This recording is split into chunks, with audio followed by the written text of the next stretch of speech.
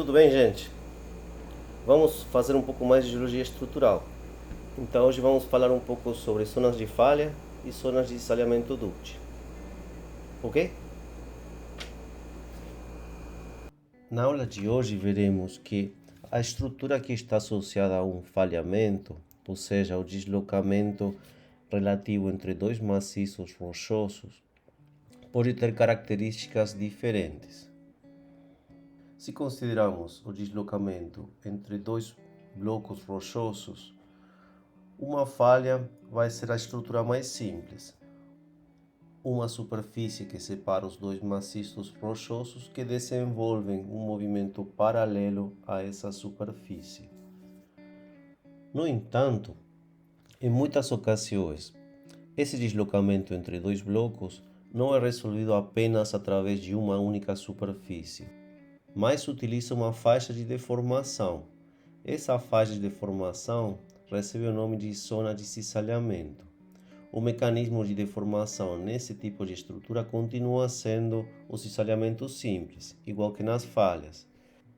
Porém, a deformação não está restrita apenas a uma superfície, mas ocupa uma banda, uma faixa que pode chegar a ter de poucos milímetros até várias centenas de metros.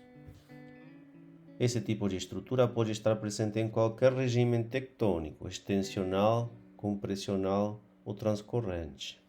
Como vemos aqui nas figuras, essas zonas de cisalhamento podem ser de duas classes diferentes.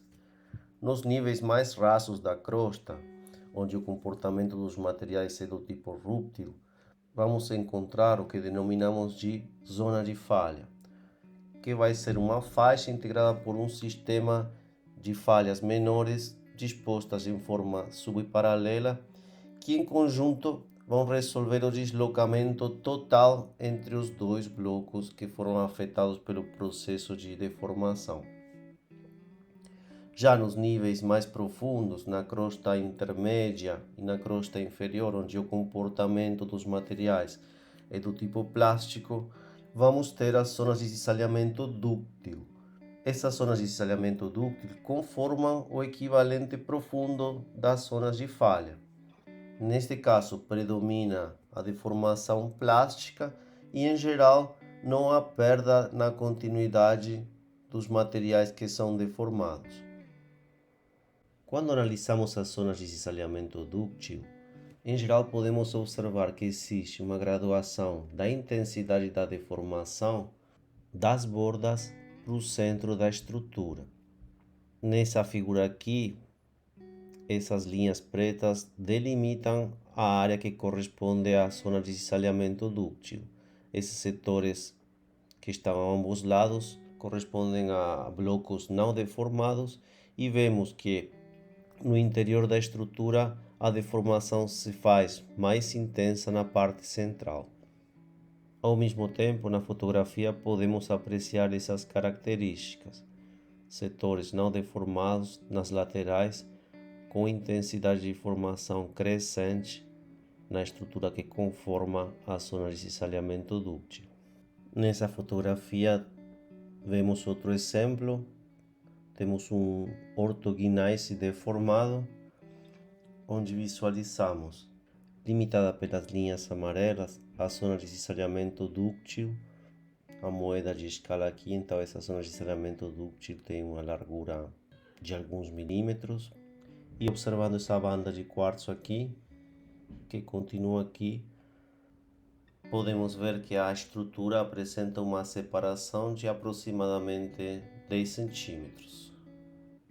Em numerosas ocasiões, e geralmente quando as estruturas são de maior dimensão, observamos que a distribuição da deformação dentro da zona de cisalhamento dúctil pode não ser homogênea. Ou seja, vamos encontrar faixas com intensidade de deformação variáveis. Aqui na ilustração observamos como o marcador estratigráfico apresenta heterogeneidade na sua deformação, e se analisarmos essa porção de aqui em detalhe, onde temos o círculo representando o estado não deformado e as diferentes elipses caracterizando a intensidade e a orientação da deformação em cada caso. Então, com isso, podemos observar que dentro da zona de cisalhamento dúctil aparecem bandas nas quais não há deformação, como essa que estou mostrando aqui, e outras bandas, como essa daqui e essa daqui, que apresentam deformação com intensidade variável. E isso, como já tinha comentado, é mais comum de ser observado em zonas de cisalhamento dúctil de maior escala, já com larguras a partir de alguns metros. Vamos dar uma olhada nesse corte esquemático da crosta. Como referência temos aqui alguns valores em quilômetros, apenas para dar uma noção, o desenho não está em escala. Então, na crosta superior, dentro dos primeiros 10 km, vamos encontrar o domínio rúptil, certo? Onde os mecanismos de deformação são a ruptura e a fricção. Entre os 10 km e os 15 km aproximadamente, vamos ter uma transição entre esse domínio rúptil para o domínio plástico. E a partir dos 15 km, aumentando a profundidade, vamos estar dentro do domínio plástico. Nesse ambiente, em virtude das condições de alta pressão e temperatura, os materiais rochosos se deformam plasticamente. Abaixo dessa zona de transição temos primeiro a crosta intermediária e no nível mais profundo a crosta inferior. Aqui à esquerda, de forma aproximada também, as profundidades nas quais vamos encontrar o desenvolvimento do metamorfismo na face de xistos verdes, faces anfibolito e faces granulito ou eclogito. Então, agora analisando as estruturas associadas aos processos de cisalhamento, falhas ou zonas de falha vão estar sempre localizados na crosta superior, certo? E as zonas de cisalhamento na porção intermediária e crosta inferior. O desenho também está ilustrando como para falhas ou zonas de falha de grandes dimensões, em profundidade as estruturas se transformam em zonas de cisalhamento, onde também observamos que conforme aumenta a profundidade, também tende a aumentar a largura da estrutura. Os processos de deformação que ocorrem por cisalhamento nas zonas de falha e nas zonas de cisalhamento dúctil dão origem a um grupo particular de rochas metamórficas. São as rochas de falha. A classificação deste grupo de rochas baseia-se numa proposta elaborada por Simpson em 1977 e posteriormente revisada por Killick em 2003. Esta classificação distingue entre duas séries: a série cataclástica, que são as rochas de falha ou zonas de falha formadas no nível estrutural superior, no domínio rúptil, onde vamos encontrar rochas compostas por matriz e fragmento que podem ser coesivas ou não. Estas rochas frequentemente não são folheadas, porém, em alguns casos, pode ser identificada uma certa foliação. Os cataclacitos não coesivos, em geral, vão ser encontrados nas porções mais superficiais e os cataclacitos coesivos em setores um pouco mais profundos, sempre dentro da crosta superior. Nas zonas de cisalhamento dúctil no nível médio e inferior da crosta, teremos a série milonítica. São rochas metamórficas marcadamente foliadas, compostas por matriz e por fibroblastos. Essas rochas são também caracteristicamente coesivas. As rochas da série cataclástica tipicamente apresentam estrutura brechosa, com fragmentos angulosos imersos numa matriz fina. Essa estrutura tem sua origem nos processos da deformação rúptil, através da fragmentação e trituração mecânica dos componentes das rochas. Nessa fotografia, uma rocha coesiva com abundantes fragmentos angulosos. Nesse outro exemplo, a proporção de fragmentos já é bem menor e a rocha apresenta um aspecto friável. E aqui temos um meio termo onde a rocha é um pouco mais coesiva e desenvolve uma incipiente foliação. Muito frequente também nas zonas de falha a presença de veios de quartzo, gerados a partir de fluidos que aproveitam as fraturas para circular. Os membros da série milonítica têm sua origem em processos de deformação por fluxo plástico, que envolvem processos de recristalização, cominuição, estiramento e rotação dos componentes da rocha.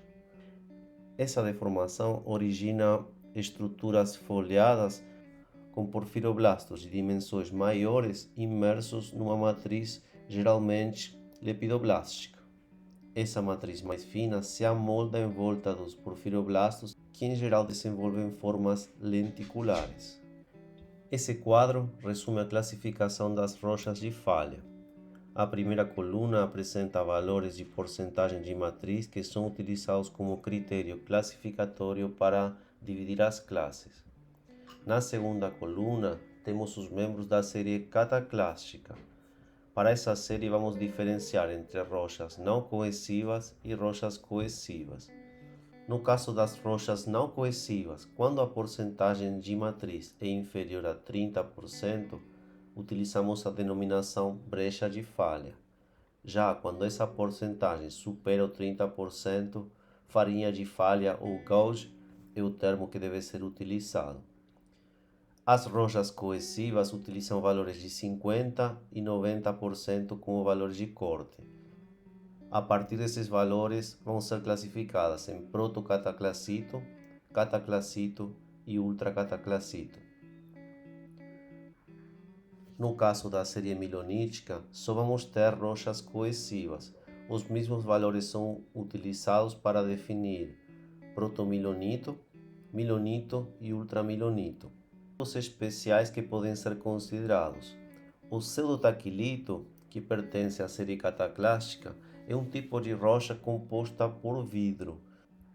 Esse vidro tem sua origem nos processos da deformação rúptil, que através do mecanismo de fricção levam ao aumento da temperatura ao ponto de conseguir fundir os materiais que compõem a rocha.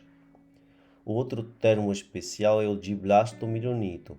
Esse termo é utilizado para caracterizar componentes da série milonítica que apresentam um crescimento perceptível dos porfiroblastos que compõem a rocha.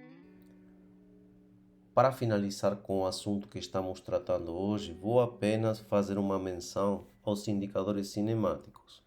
Podemos encontrar indicadores cinemáticos tanto nas zonas de falha quanto nas zonas de salhamento dúctil, porém com características diferentes. Essas feições estruturais são muito úteis porque permitem inferir o sentido do movimento das estruturas que estudamos. A matéria é bastante extensa. Para seu estudo, eu vou disponibilizar um material didático junto com algumas orientações. No entanto, vou mostrar alguns exemplos nesse slide.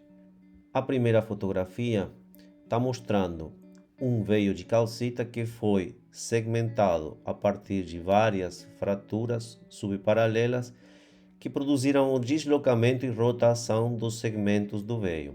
Com isso, pode ser inferida a direção do movimento. A segunda fotografia mostra um milonito com porfiroblastos assimétricos. A assimetria desses porfiroblastos, nesse caso com um formato sigmoide, é indicativa do sentido do movimento da deformação. Desde essa perspectiva, esse porfiroblasto está indicando uma cinemática sinistral. E a última fotografia corresponde a uma situação no campo de deformação rúptil, onde vemos as estrias de uma falha com formação de degraus. Essas feições são indicativas do sentido e do movimento da estrutura. No caso, o bloco de rocha que estava apoiado sobre a superfície que estamos observando se deslocou para a direita. Obrigado pela presença. Espero revê-los proximamente numa nova aula de Geologia Estrutural.